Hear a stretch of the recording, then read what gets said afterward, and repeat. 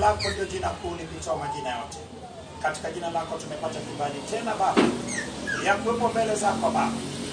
Tule na tushibe Baba wa rehema mbele zako Bwana, maana neno lako ni chakula chetu cha kiroho Bwana.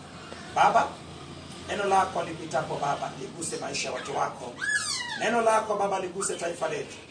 Neno lako Baba wa rehema liongoze viongozi wetu Baba wa rehema, na watuongoze vyema. Neno lako liongoze uchumi wetu. Neno lako litamie nchi yetu. Neno lako lilete amani.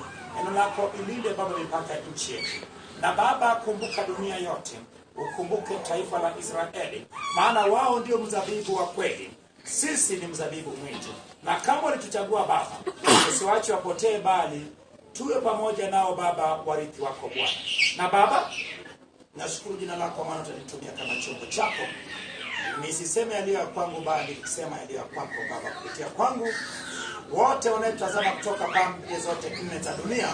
Uwaguse Baba wa rehema, na neno Baba wa rehema lipate kuumba tena upya. Katika jina la Yesu Kristo naomba, na wote tuseme amen. Amen. Ni siku nyingine tena na tuko mbele za Bwana. Na leo tena Bwana nataka kusema nasi, kwa sababu kama neno la Mungu ni chakula cha kiroho, basi kama tunapokula chakula cha kawaida kila siku, na chakula cha kiroho pia tunahitaji kila siku. Na ni neema kitabu cha mambo ya Walawi. Jana nilikuwa kwenye kitabu cha mambo ya Walawi sura ya 11, na tuliona zile sheria zinazoongoza ni vyakula gani Waisraeli waliruhusiwa kula na ni vyakula gani hawakuruhusiwa kula. Bila shaka mtu wa Mungu, tuliona jana ya kuwa Yesu alikamilisha kila kitu kwa kusema ya kuwa kimuingiacho mtu hakiwezi kumnajisi, kwa sababu kinachomuingia mtu kama ni chakula kinaingia tumboni alafu kinatolewa uani kule. Lakini Yesu akawa anasema ya kuwa kimtokacho mtu. Kwa lugha nyepesi, Yesu alikuwa analeta ulimwengu wa kiroho.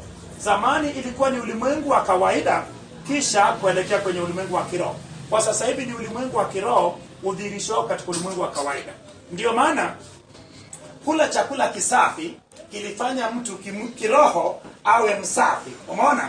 Kutogusa vitu najisi ilimfanya mtu katika ulimwengu wa kiroho awe msafi na aweze atakuwa na ushirika na Mungu. Ndio maana ibada za kale zilitazamwa katika ulimwengu wa kawaida na bila shaka kuelekea ulimwengu wa kiroho. Ndio maana mtu ambayo amegusa mwanamke aliyekuwa anatokwa na damu, bila shaka mtu huyo alikuwa amechafuka katika ulimwengu wa kiroho. Kugusa haina maana alikuwa anachafuka kimwili. Umeona? Kugusa mwanamke ambaye anatokwa na damu, yamkini hakugusa sehemu ya damu ama akagusa damu, lakini kumbuka ya kuwa mtu huyo alipomgusa mtu ambaye anatokwa na damu ama amegusa mzoga, yawezekana aligusa mzoga, lakini kumbuka ya kuwa hata mkono wake ukuchafuka, lakini kumbuka anapogusa kitu ambacho ni najisi alikuwa anachafuka kiroho. Ilikuwa inatoka kwenye ulimwengu wa kawaida inakwenda kwenye ulimwengu wa kiroho. Lakini sasa Yesu akawa analeta ulimwengu wa kiroho. Akasema ya kuwa kimuingiacho mtu, chakula kinachoingia mtu ni katika ulimwengu wa kiroho. Lakini Yesu akasema ya kuwa kimtokacho mtu, na kimtokacho ni mambo kama matukano, mawazo mabaya, hasira. Umeona? Ina maana kwenye ulimwengu wa kiroho unapotenda dhambi, basi unanajisika kimwili. Ndio maana watu wa Mungu tukaona jana ya kwa sasa hivi tulapo chochote tule kwa ajili ya utukufu wa nini? Wa Mungu. Lakini pia tukaona ya kuwa tulapo na tusali, usile chochote pasipo kuomba, usinywe chochote pasipo kuomba. Maana bila shaka Mungu alianza kwa kutufundisha jinsi ya kuomba, na sihitaji kugusa eneo la kuomba. Bila shaka wote Mungu alitufundisha jinsi ya maombi ya kwenda kula, maombi ya kwenda kulala na maombi mengine yote. Sasa mtu wa Mungu, leo nataka niingie kwenye sura ya 12. Lakini nipitie na wewe tu kwa ufupi sura hizo 11. Sura ya kwanza kitabu cha mambo ya Walawi ni kitabu cha 3 kwenye Biblia, baada ya kitabu cha Mwanzo, kitabu cha Kutoka, kisha kitabu cha mambo ya Walawi. ni moja kati ya vitabu alizoandika Musa. Mara nyingi watu wengi wanajua Musa aliandika vitabu vitano, lakini mimi nakwambia hivi, Musa aliandika vitabu 6. Kitabu kingine ninachokuongezea ni kitabu cha Ayubu. Kitabu cha Ayubu aliandika Musa. Sasa ni kitabu moja kati ya vitabu alizoandika Musa. Kama unavyojua, Musa alikuwa ni nabii, lakini pia alikuwa ni mwandishi.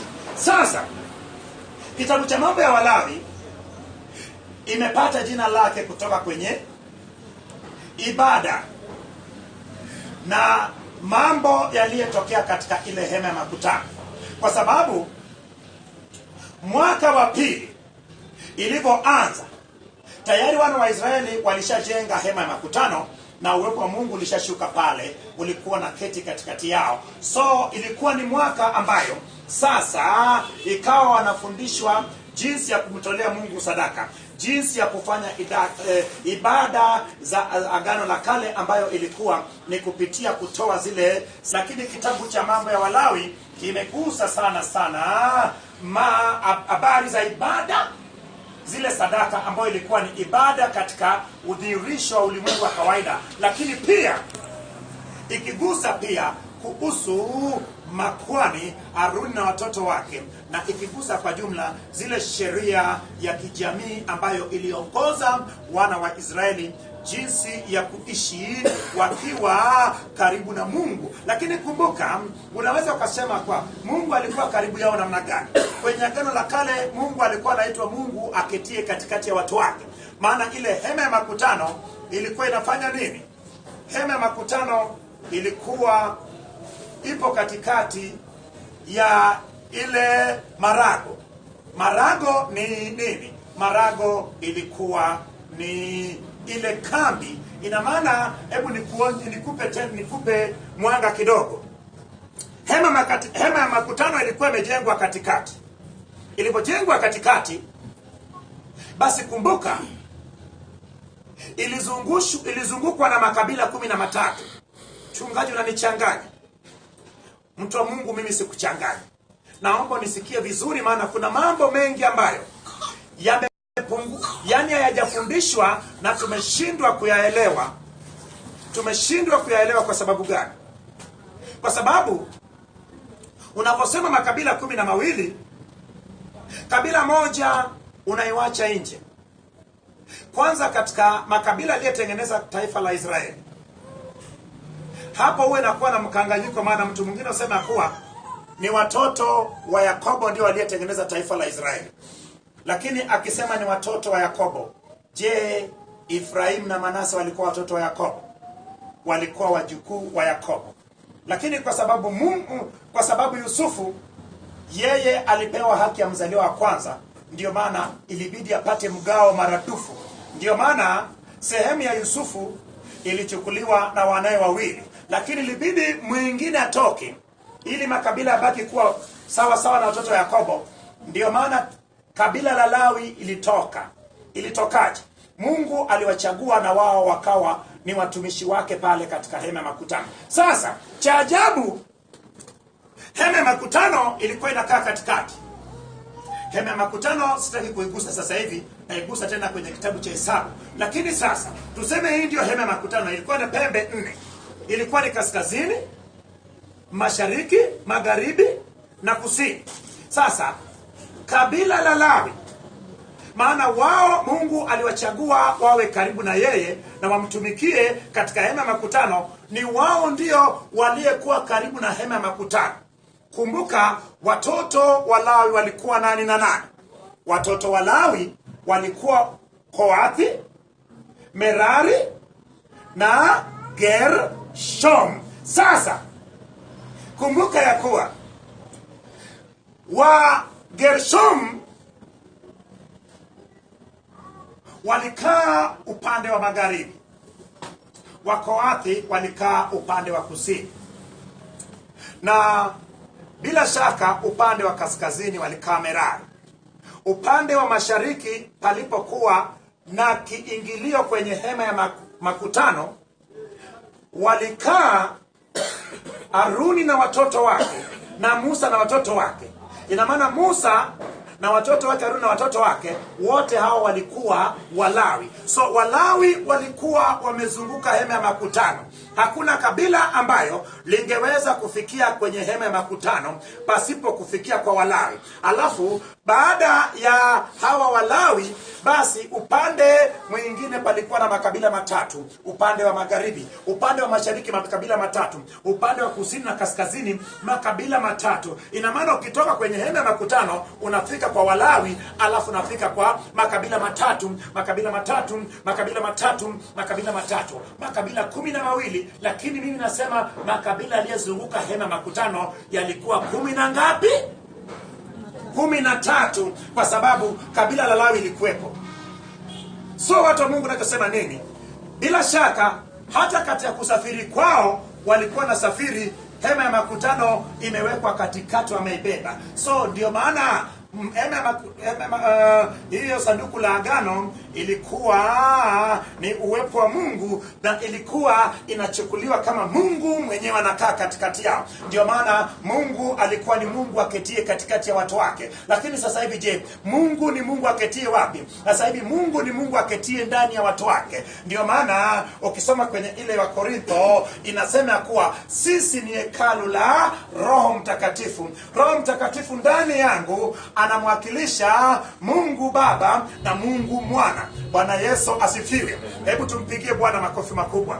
Sasa sura ya kwanza tuliona ya kuwa sura ya kwanza ilikuwa inaongelea sadaka ya kuteketeza. Sihitaji kuongea habari za hiyo sasa hivi. Niko katika frequency ya kwenda kwenye sura ya 12. Najaribu tu kupita na wewe ni flash hapo uone jinsi ilikokuwa, ili usisahau. Na hii ndio mwanzo wa kujua Biblia. Maana mimi ninachotaka nifanye mtu mmoja ajue Biblia. Mtu mmoja akijua Biblia, watu wengine watajua Biblia kupitia mtu huyo. Maana kazi tuliyepewa sisi, tulifanywa kuwa wanafunzi wa Yesu, ili na sisi baada ya kuwa wanafunzi wa Yesu na kuiva, kinachofuata ni nini?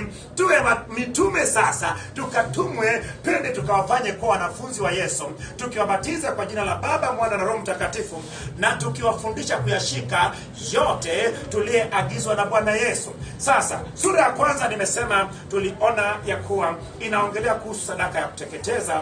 Sura ya pili inaongelea kuhusu sadaka ya unga ama sadaka ya nafaka. Sura ya tatu inaongelea juu ya sadaka ya amani ama sadaka ya ushirika.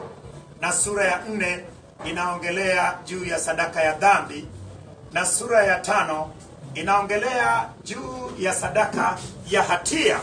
Lakini sura ya 6 na sura ya 7 inaongelea hizo sheria zinazohusu sadaka hizo 5. Sheria kwa wale Walawi waliyetakiwa kutumika mule kwenye hema ya makutano, waliyekuwa ni makwani. Lakini ukienda kwenye sura ya 8 wanasimikwa Haruni na watoto wake. Lakini sura ya 9 unapata ya kuwa kwenye sura ya 9 ilikuwa ni siku ya 8 na tayari Haruni na watoto wake wanaanza kutumika katika ile hema ya makutano, katika ile ofisi mpya ya ukuhani. Lakini sura ya 10 tulipata kuona ya kuwa wale watoto wawili wa Haruni walikufa, ambayo ni Nabiu na Nadabu. Lakini pia tukaona Mungu akitoa amri mpya ya makwani kutokunywa pombe wakiingia mahali patakatifu, wasije wakafa. Na sura ya 11 tena tukaona sheria kwa vitu vilivyo najisi na visivyo najisi. So watu wa Mungu, ni vizuri ujue kila sura kwa sura na sura hiyo inaongelea nini. Ndio maana ipo faida ya kusoma Biblia. Unaposoma, when you read your Bible, I said it yesterday that you need not to go through your Bible only once. Suppose you are reading a chapter, it is better if you actually read a chapter, you go through it for the first time, and probably go through it for the second time, and for the third time, now you take your pen and your notebook and go now slowly when you meditate, and at least trying to focus and see that how many messages are there in that one chapter, and now you jot them down. When you do that, I'm telling you that you will be having an opportunity of going through your shortened notes and you end up knowing the word of God. That is the secret behind knowing the word of God. Ninasema hivi, nasema na mtu mmoja kuwa uwezi ukajua Biblia kama unasoma Biblia kama mtu anayesoma gazeti. Hivi ndivyo tulivyofundishwa kwenye tangu watu walipookoka, ama tangu tukiwa wadogo. Tangu tukiwa wadogo tungepewa mfumo mzuri ya kusoma Biblia. Mtu wa Mungu nasema hivi, tungeshabadilisha dunia. Maana wewe bora ulivyokuwa mdogo, ulifundishwa lugha ya mama, mbona ulikuwa unaongea mpaka sasa hivi unaongea? Mbona hujashindwa? Ndio maana mimi nataka kama lugha ya mama, jinsi lugha ya mama yako ilivyokuwa ngumu na ielewa na shuka, mimi nataka baada ya kipindi kifupi wote wanaongea Biblia, wote wanawaza Biblia, wote wakipumua wanapumua Biblia, wakiwaza wanawaza Biblia, wakiongea wanaongea Biblia. Maana kama mimi naweza kuongea Kiswahili vizuri ama Kiingereza ama lugha ya mama, kwa nini nisiweze kuelewa Biblia na niongee lugha ya Biblia? Ndio bwana nasema hivyo, watu wa Mungu, kama kweli unataka kujua Biblia, unaposoma Biblia kama ni sura moja, pitia mpaka mwisho, alafu rudia tena usome tena kwa utaratibu. Unapopitia mara ya tatu kwa kutafakari sasa, ukiangalia kwa je, inayo ujumbe ngapi ndani yake? Yawezekana inayo ujumbe moja, ukaandika tu dondoo moja juu ya ujumbe. Lakini kama ina dondoo nyingi, kwa mfano kama ina ujumbe nyingi, basi unahitaji kuziandika hizi dondoo muhimu unazoandika. Unapokuwa hauna muda mrefu wa kusoma Biblia yote, unaweza ukapitia sasa kile kinotubuku chako, ukapitia katika hizo dondoo muhimu, na ikawa ni kumbukumbu kwa ajili ya kujua matukio katika mapana yao. Na ukifanya hivi, mtu wa Mungu, hii ndio chanzo cha mimi kujua Biblia. Usipofanya kazi kuhusu Biblia huwezi kujua. Hebu sasa tuende kwenye sura ya 12. Atakaye nisomea, naomba nisomee kwa sauti kubwa. Nasoma kwa jina la Yesu. Soma kwa kutua. Kisha Bwana akanena na Musa na kumwambia, nena na hao wana wa Israeli uwaambie, mwanamke akifunga mimba na kuzaa mtoto mume, ndipo atakuwa yu najisi siku 7, kama katika siku za kutengwa kwake kwa ajili ya hedhi, ndivyo atakavyokuwa najisi. Bwana Yesu asifiwe. Tayari kinacho 6 pamoja na siku 14 ilikuwa ni siku 80. Ina maana mara 2 kwao kilinganisha na ile ya mtoto wa kiume. Lakini je, sasa hivi bado hayo tunaamini kweli? Naona kama mwingine anaangalia mkono anasema ni mimi kweli Mungu. Ni kweli wewe ni hekalu la Bwana. Usiangalie sura yako. Bwana anatazama nini? Moyo. Bwana huchunguza moyo. Bwana Yesu asifiwe. Sasa hebu tuendelee tuone sadaka hizo 2, alafu baadaye nikupe maelekezo cha kufanya, alafu nikuambie ya kuwa imetokea umepata mtoto, kinachotakiwa ni nini. Na kinda la njiwa au hua kuwa sadaka ya dhambi. Awalete mlangoni pa hema ya kukutania na kumpa kuhani, na yeye atawasongeza mbele za Bwana na kufanya upatanisho kwa ajili yake, naye atatakasika na jicho la damu yake. Umeona sasa? Ina maana anapozipeleka pale sadaka ya kuteketeza, niongelee sadaka ya kuteketezwa, maana kuna watu wengine bado sadaka ya kuteketeza na sadaka ya nini na sadaka ya dhambi huwa inawachanganya. Lakini watu wa Mungu nasema hivi, ukijua hizi sadaka ambao nafundisha kwenye Agano la Kale, kitabu cha Mambo ya Walawi, bila shaka utamjua Yesu. Huwezi ukamjua Yesu pasipo kujua hizi sadaka ambazo zilikuwa ni kivuli ama taswira ya ujio wa Yesu baadaye. Maana ninapoongelea sadaka ya kuteketeza naongelea Yesu baadaye. Waongelea sadaka ya dhambi, ina maana Yesu alichukua dhambi zetu katika mwili wake pale msalabani. Sasa sadaka ya kuteketezwa, nisikilize, anayeleta sadaka ya kuteketeza alikuwa anapeleka pale katika mlango wa hema ya makutano, sio mlango wa marago. Marago ilikuwa ni kambi. Hema ya kukutana ilikuwa ni mahali ambapo ibada zote zilifanyika, ibada za zile sadaka zote za kutolewa ilifanyika. Na bila shaka ulimleta yule mnyama pale katika mlango wa hema ya kutania, na bila shaka kuhani pale alitoka, akishatoka nje, kuhani kama nilivyokuambia alikuwa anavaa vazi ile la kwani. Alikuwa anavaa kanzu kwanza na ile kilemba cheupe, kanzu naye nyeupe, alafu alikuwa anavaa juu yake, alafu alikuwa anavaa naivera, alafu alikuwa anavaa kile kifuko, na kwenye mabega palikuwa na yale bapa yaliandikwa makabila majina 6 huku na 6 huku, na kwenye kile kifuko palikuwa na mawe 12 ambayo yanawakilisha makabila 12. Lakini ndani ya kifuko palikuwa na vipande viwili vya mawe yaliyofanana kabisa, ukigusa kwa mkono usingeweza kujua hivi ni hivi. Moja ilikuwa ni Thumim, moja ilikuwa ni Urim.